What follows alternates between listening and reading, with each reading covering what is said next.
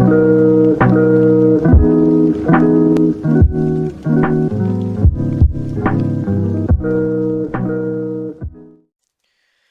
guys, what is going on, RedMaster? Welcome back to an episode of Cards and Castles TV commentary.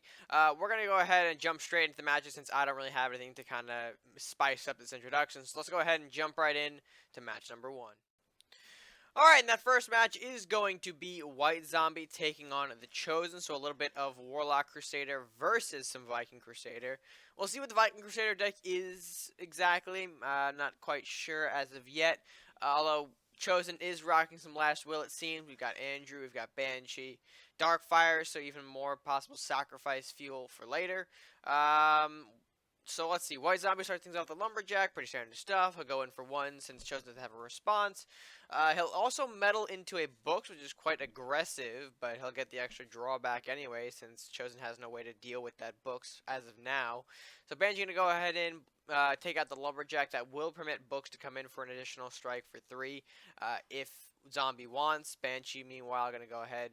Probably chop that down too, but now that we see the Talabos in hand, it would be better if Chosen does do a sacrifice for Talabos, which he does do here. Even with the Banshee approaching from White Zombie side, doesn't matter. Talabos going to come in and chop the Books down like he didn't lose any health, and of course Banshee has the opportunity to take for 3. Even though Hands of the Saint is in this hand here, it's no big deal if Chosen takes a little bit more damage, as long as it doesn't go past 10. He can heal it off, so that's fine there. I do think the Stalwart was a bit of a rushed play. I get the idea that you want it out of your hand. You're not going to really find use for it, so you might as well just play it now, and I get that. But against Vikings, you never know when things like wind shenanigans are afoot in a Viking deck. Things like Sheep to the Slaughter as well. So do keep that in mind if you guys think that maybe your opponent may sneak in a winds play of some kind or a sheep play. Then maybe you can hold on to your Stalwart just for the time being. But regardless, let's go ahead and continue on with the matchup here. We will see that 3 damage being taken, and of course a Sniper being played as well. A bit too aggressive. I don't agree with that at all. That is nope. That is oh, that's just not good. That's that. I mean, a Sniper out like that in the open, you're better off keeping it to the side here, leaving it at spawn, or even moving it just one up here. Actually, no, Talos would have been able to strike that. Talos was back here. Never mind. So not here. Keep it back here at the spawn points, or maybe back more. Don't just throw it into the. Oh boy.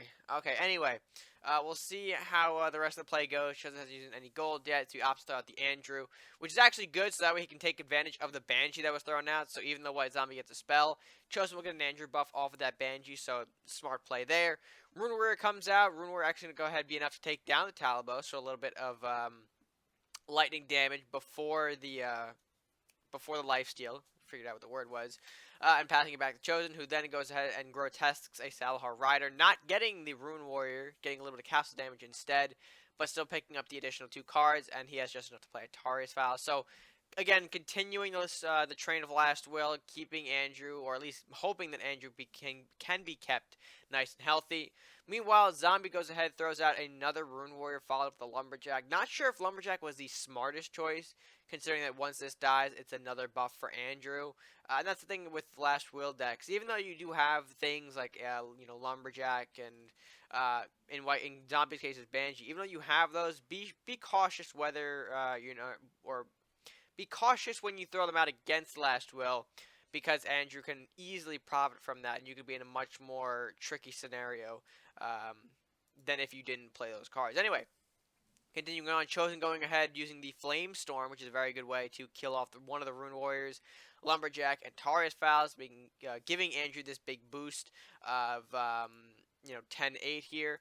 I think the Andrew was drawn by the Lumberjack, right? So he couldn't, or no, Tarius Vows, excuse me. So this Andrew couldn't really profit, but anyway, he will play that Andrew. It makes sense. You have enough gold, you might as well. There's no point in burning the Rune Warrior at this point. He can take away most of Andrew's health here, but it won't be enough to kill it. So anyway, Zombie going to go ahead and throw out another Sniper and another Banshee, although it's not going to matter because we see the one card in Chosen's hands is going to clean up all of this, and that being Dragon's Fire. Takes away both Sniper, Banshee, and even the Rune Warrior, and of course that leaves an open board for Chosen to take 12 damage right from the castle. Big, big damage. We see a Freezing Pillar go down. That's going to be a good way to stall the incoming 12-10 Andrew. Another Lumberjack being thrown, as well as a Monk, excuse me, to get a little castle heal, which is not bad. We do see a Hands of the Saint go down, even though I do think, yeah, this is technically game here. Darkfire can sacrifice, do 4 damage to castle. Andrew can take another hit right here, and that's the game. We don't see this happen. We do see Blue Firebolt be taken instead. That will chop down the Freezing Pillar. Although the win was pretty much right there. He could sacrifice the Andrew. Darkfire could do the 4 damage. Andrew could be the finishing 4 blow here on castle, and that is the game. But again, sometimes people don't see things. I know I don't see things sometimes, so I can't really blame them for not seeing that right away. But anyway, let's continue on to the matchup here. See if that mistake's going to cost him the match. You see Shadow Katana come out onto the Monk. I think that was one of the Banshee spells. Followed up by a Priest, so more castle health and enough to take down that Andrew, that first Andrew anyway. As well as a Judge to kind of follow up, maybe looking, well, not looking to block Andrew, it looks like, considering he's throwing it right down the middle here. And Chosen, not really having a lot of options. He'll play the Mordok Darkfire, not really worth it here. So he will chop down the Lumberjack with the Andrew, giving himself another Andrew buff, putting him up to 6-8. We'll see how Zombie responds to this.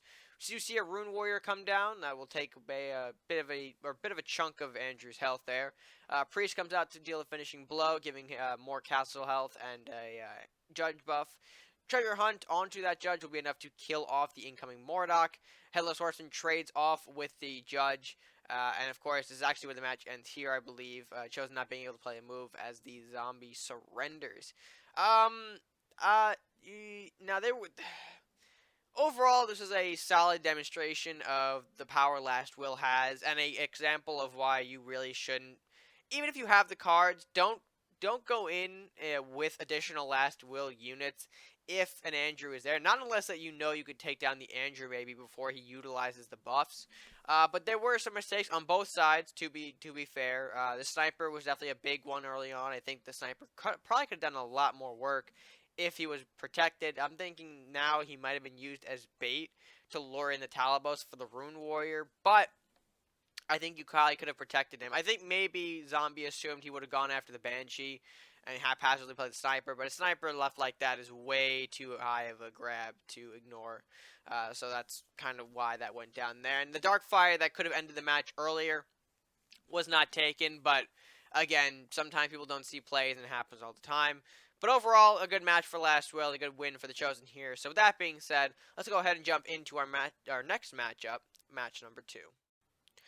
Alright, so our next matchup here is going to be Edmon Dunt taking on Wazz. So a little bit of Ninja Viking taking on Ninja Crusader. And what's actually funny about this is that both of these colors do tend to be prime faction combos for decks that are oriented around Last Will and First Strike and Magic Eater. So let's go ahead and jump into the matchup here, see what things are going to happen. I'm not sure what decks either of these are. I think, okay, well, Edmon does appear to be rocking some First Strike stuff here. So we'll see what Wazz has got. I'm not exactly sure right now, but we'll, again, see in a moment. Lumberjack, pretty typical start. The Dragon Search from Edmon will get him a Shadow Drake, it looks like. I think Edmon's going to go ahead and respond to the Were-Rat, which will block that incoming Lumberjack. We'll see if Wazz opts to sacrifice in for the draw. Do see a Metal get played, followed by a Wizard. Alright, little Wizard action, hoping to maybe lure in the Were-Rat just enough to use the Wizard. Edmon takes a bit of a retreat here. Excuse me, goes with the second Dragon Search and a second Were-Rat. So again, kind of bolstering his first strike forces. I think being Last Will and First Strike confused a little too much today. But anyway, Banshee comes out from Wazz's side in response. Wizard moving up as well. Shadow Drake makes an appearance, looking to rush down that Wizard. Trying to get it out of the way, maybe scare him a little bit here. Wazz going to go ahead, opt to take the 3 damage from the castle there on Edmon's side. Put a books up, retreat the Wizard, and move the Lumberjack to block castle. That does give a bit of a tricky position for Lightning Blade, but we see that Edmon's not really rocking it in his hand at the moment. Instead, I believe, what did Were-Rat, not Were-Rat, what did Shadow Drake trade with again? He went for the books kill on Shadow Drake. Okay, so Shadow Drake did trade with the books there. We did see a moment ago where Rat did take the Banshee. What was the spell again? I believe it was Ship of the Damned, so could be useful. So yeah, Wazz takes Ship of the Damned. Meditation on the top where Rat. So again, putting some more emphasis on the fact that Edmon does appear to be rocking more of a first strike center deck here. Do you see the Shadow Drake taken out by the Wizard? Koru comes out and makes his appearance. All right, maybe a bit of a Koru focused deck.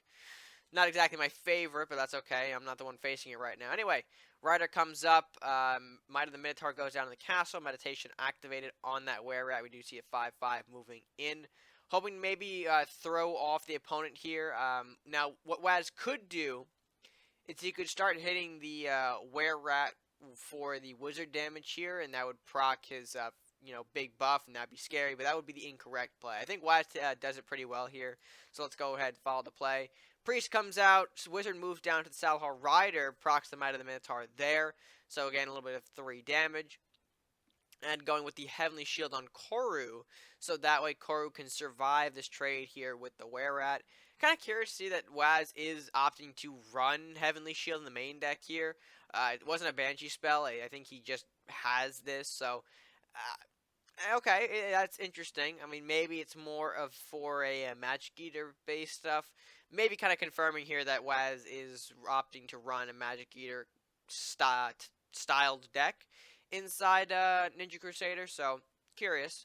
But anyway, we'll go ahead and move right on to the matchup now. We'll see. Yep, that trade be made. Bleh. Do you see Ship of the Dam come out? Lumberjack trades with the Salahar Rider. Actually ends up sniping the Koru. Ship of the Dam was probably played to divert the Salahar Rider last will, but obviously that did not work out in Wazz's favor here. We do see a Fire Drake come out. Were-rat going ahead and chip away a Skeletal Pirate. I was kind of curious too, though, because Wizard can easily take that out here. We do see, yep, he goes up to avoid the Fire Drake, and of course the were-rat is taken out. We do see a Demon Hunter, which is going to make probably a, I wouldn't say clean kill here, right? Might of the Minotaur goes on with the Fire Drake. Maybe Fire Drake's going to ignore it. I don't know. Aijitsu comes out, so that's being played as well. First strike given to, okay, Fire Drake. So he is going to go ahead and make a kill onto the Demon Hunter, which is, alright, not bad. We do see a Wizard going to go ahead and try to kill off the Fire Drake. We do see Might of the Minotaur, both Minotaur and Aijitsu activating, so kind of giving this ominous sense of, yeah, he can't really kill the Fire Drake, and that Wizard will die. Although Wazz looks like he's got another one, so he's not too concerned about that. Edmon pulls a Ronin, which is kind of curious. Well, not curious. I mean, it is a first strike deck. We'll see how he uses it. Fire Drake taking out the Wizard. Masuda ending the Skeletal Pirate and throwing it back to Wazz, who is now up to, I don't know, we'll see what he does. Wizard going to go take out the Fire Drake. That makes sense. Kraxus. Ooh, big boy. Coming on against Edmon here. We'll see what Edmon's able to do. He's got a multi-strike that's not going to help him in the slightest here. And actually opts to surrender right there, which is kind of curious. I mean, he could have potentially backed off the Ronin, honestly, and just saw what else he might have had. But, yeah, certainly curious. But, regardless, congrats to Wazz for taking that win there. Let's go ahead and hop into our last matchup, match number 3. Alright, so for the last match on deck for you two guys today is going to be a Druid Crusader piloted by McGill Ian. Hopefully I pronounced that one correctly. Going up against a Pirate Druid piloted by Pro Atlas. So we'll see what both of these guys have in store. Already I can tell though from McGill Ian's hand that things are going to be more knight oriented. We do see things like Stables and Paladin. So if those aren't giveaways, I'm not really sure what are. So we'll see how this one does against possibly, well, who knows? We don't know what the Pirate Druid has in store, but I guess we'll find out as the match goes. Question Knight from McGill Ian's going to start it off on turn 2. We'll see how Atlas responds. He'll go for a metal into a blacksmith. So, alright, maybe setting up for something else down the road. Who knows? We do see McGill Ian go with a verdict. So hopefully, maybe he can take down a bigger threat in response, or maybe take down something with blacksmith. We'll see. Captain comes out doing a little bit of a treasure invest for Atlas. He will trade the verdict, though, after killing the questing knight, making that trade there. Verdict does take away the blacksmith. So now back to an even board, except McGill Ian's got a little bit of a castle health lead here. We will see that go down further thanks to Horseman's initiative, so now 20 to 14. Atlas is going to respond, however. He's got 6 gold, and he will bring out a Beastmaster with that. So a little bit of the big Beastie Boy is going to go ahead and jump into response here. McGill Ian doesn't actually have a companion to reach Beastmaster. So he's going to have to, I think he's going to go on defense here.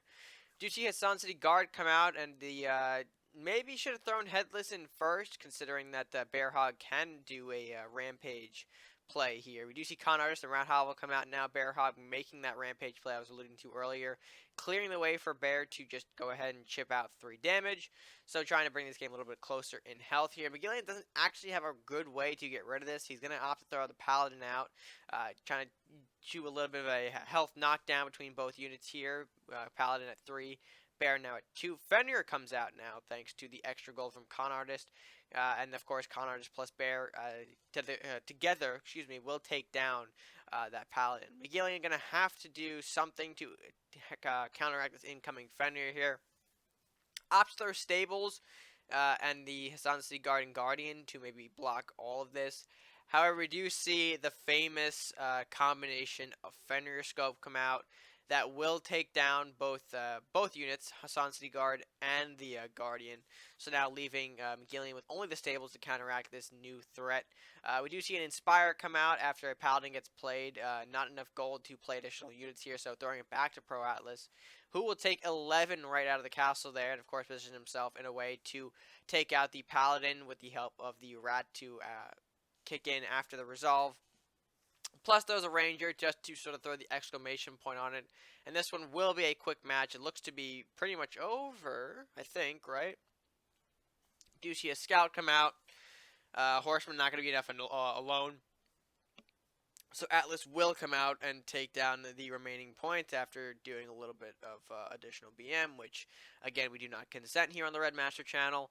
But yes, that will be match for Pro Atlas here. Unfortunately, not able to, I guess, find a solid way to counteract the Fenrir Scope here. And a bit of a short match to end it off, I do know that.